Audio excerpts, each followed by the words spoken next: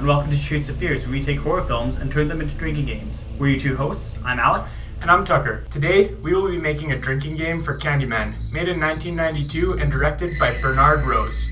The movie was also written by Rose, but even more notably, it was written by Clive Barker, who is famous for bringing the Hellraiser franchise to life. Candyman follows Helen as she tries to make a thesis about local myths and legends in Chicago. She then decides to fixate on Candyman, a man that supposedly kills you if you say his name in the mirror 5 times. If you look in the mirror and say his name 5 times, he'll appear behind you, breathing down your neck. To find out more, Helen goes to a rundown neighborhood in Chicago to get some answers and gets attacked. She then identifies her attacker to the police and believes that she can put the whole story to rest. However, she finds out that this folktale is no work of fiction, and as she has said Candyman in the mirror 5 times already, she is likely to become his next victim. By some off chance, if you have not seen this nearly 30-year-old horror classic, we will be discussing spoilers. So we will give you this opportunity now to pause the video, watch the movie, and come back after. If you are interested in using our rules for this movie, feel free to do so as we will post them on screen now. With that out of the way, let's break down the rules. The first rule we have for each drinking game is death. If you see somebody die, you take a drink. For this movie, we also included some deaths from newspaper clippings or even stories, so that inflated the number of deaths that were actually on screen in this movie. With that being said, we came across 13 deaths in the film. The next rule we will always have here on CheersToFearYT is that if you hear somebody scream, cry, or yell, you take a sip. Throughout the film, we concluded that there were a total of 20 screams, cries, or yells. I heard her screaming. I heard her right through the walls. Rule number 3 that will work for most horror films is you take a drink if you witness a jump scare on screen. In this movie, we counted a total of 7 jump scares.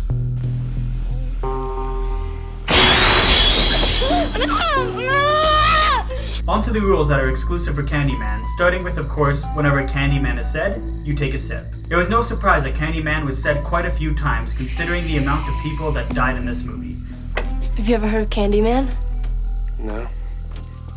His right hand is sawn off. As a matter of fact, this rule made us take 35 sips from our drink.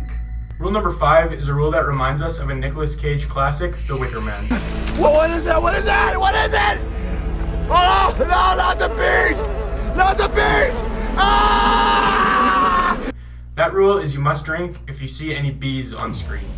There were not very many bees in this movie as we only saw 5 times where they appeared on screen. This next rule is that you are supposed to take a sip when you see a mirror. In Candyman, we only seen a total of 11 mirrors. Take a sip if you see any graffiti that is related to the Candyman, which is our next rule. We only noted 10 instances of this happening in the film, and many of those were the same picture. Next up, you take a sip if you see the Candyman himself. If we only count 1 sip per scene he was in, we counted a total of 8 times that we saw him. Second to last, we have the rule if you see anybody smoking, you are required to have a sip. This was one of the more frequently occurring rules we had, considering it gave us 14 sips to guzzle down. Finally, our last rule is you must take a sip when you see Helen blindly staring. This rule occurred on 7 occasions. And that is all the rules we had for the Candyman. The total number of drinks for this movie by our count comes to 130 sips, which is the equivalent of drinking 4.5 standard 12-ounce cans. That number is of course based off of our 30 sip per can scale. Yeah, I mean it was relatively easy all things considering. I guess the one thing that really sucked was when people said Candyman. Candyman. Well, yeah, because every scene they say Candyman in at least 5 times because they're trying to summon him or whatever. Exactly, yeah. So almost every scene that it was said was mercy ruled because of that. So it was a little bit of a rough one. Aside from that, all the other rules were kind of paced nicely. I guess we'll mention this now, that there's a weird inclusion for one of the rules that you might notice, which is Helen blindly staring. I guess this is where we move on to a little bit of the discussion. She was actually hypnotized in some of those scenes. Okay. Yeah. Like that was her actually under hypnosis, which is really weird to think about that they actually used it in a movie as a technique. Yeah, it's kind of interesting, Yeah. and it's like, it's a clever way. Like if somebody's yeah. susceptible to being hypnotized, it's a cool way to Yeah, add an additional effect. It's super neat, yeah. Yeah. And I guess just going off on Helen a bit, she was played by Virginia Madsen.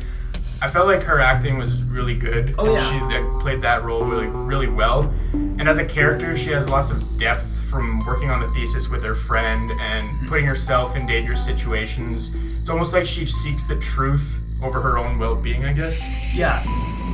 Why are you trying to scare me? I'm not trying to scare you, Helen. I just want you to think, okay? The gangs hold this whole neighborhood hostage. I feel like that's just a testament to her character, how she wants truth over her own livelihood. Right. So, like, to put that in perspective, she was the one that said Candyman the final time when Bernadette did not. Right. It led to her figuring out that her husband was cheating on her since she was in a psych ward, and her husband moved on clearly within a month, which was such a short period of time, so he's kind of a scumbag for that. Yeah. So, yeah, clearly her husband was a dick. There was the obvious cheating with the student, but there was also leaving her to go get papers or something from the university, or him just speeding his myths and legends class along before his wife can write about it, giving her free publicity, I guess. Yeah. Trevor, you promised you wouldn't do the urban legends lecture until next semester. You knew that Bernadette and I were gathering data from the freshmen, so why did you have to ruin it? I guess continuing on with Helen seeking the truth, you can also see this in the way that she wanted to save the baby. I guess she wanted it to be known to everybody that she didn't murder the child and that it was Candyman. So she went out of her way to basically sacrifice herself for the child. Yeah. And I guess another point about her seeking the truth is she tells Jake that the Candyman is just a story like Dracula or Frankenstein, which are both based off of real people, so she unknowingly talks about how even unreal events may have some truth to them. Yeah, exactly. I find that a kind of a really interesting catch, especially I find it really good that the director probably obviously planned it like that. Yeah. So obviously Candyman is fictitious. However, in the movie, Helen pulled out mirrors and said that people can move from apartment to apartment. That part's actually true, and there were people that were murdered through that in Chicago. Yeah, that's pretty crazy to think about, like, how at any time someone just be crawling through your mirror. Yeah, so it's just really crazy to think how people can crawl through your mirror and kill you. Yeah, exactly. And how this actually relates to Candyman being, in a sense, a true story. Yeah, I guess. You could say this is a true story just like The Conjuring is. Oof. So I guess speaking of the Candyman himself, Tony Todd, he was phenomenal in this role, I think. He did a super good job of showing how death can kind of be romanticized, kind of like the same way that Hellraiser does it by showing that pain can be sexualized. It's like a similar tone as that. Oh yeah. Be my victim. I am the writing on the wall. And just speaking about Tony Todd, he kind of went through a lot of shit with this movie, specifically by getting stung by the bees. And fun fact about that, he actually negotiated a price that for every bee sting he received, he would get $1,000. And I think he got like 26 stings or something crazy something like that. Yeah. So like that's just an extra $2,600. So like $26,000. Yeah, 26,000. Sorry, and good on him for doing that, I guess. Yeah. I guess another thing to mention about the bees is the actor playing Helen was actually allergic to bees. I think what they did is they used baby bees so their stingers wouldn't fully grow, so she wouldn't have gotten stung. I guess back on to the role of Candyman. Eddie Murphy was originally considered for the role, but it was ultimately given to Tony Todd, and it's mainly because Eddie Murphy was too short. Yeah. So the one thing that I find really weird is I cannot visualize Eddie Murphy as the Candyman. Oh, I know. I when I found that out, I was like, good thing they didn't, because because obviously he would have incorporated some of his witty humor and stuff, and like, I don't know, it might just take us out of the movie a bit with this one. I guess the other thing is Tony Todd played it so well, just like his low raspy voice, like it sets the tone for it kind of being like threatening, as opposed to Eddie Murphy would kind of be like a slapstick Freddy Krueger, like almost Freddy Krueger in any movie besides the first one. Yeah, for sure. I guess directly discussing some of the things we liked about the movie overall. For example, I really liked the soundtrack, just that gothic type of opera music. Yeah. Super well fitting within the whole Tony Todd kind of romanticizing Helen in a way. Oh yeah, I definitely agree with you there. And on top of that, it also kind of fits in really well, especially with romanticizing pain, just kind of how Hellraiser sexualized pain in a sense. Yeah. I like how it has kind of that same theme for Clive Barker's movies. Oh yeah. And on top of that, the set design with all the graffiti was really cool, and like the lengths that they went through to get into this potentially dangerous part of Chicago was pretty interesting to find out about. Like, they actually hired gang members and used them in the film, that they were kind of there to protect people on the set.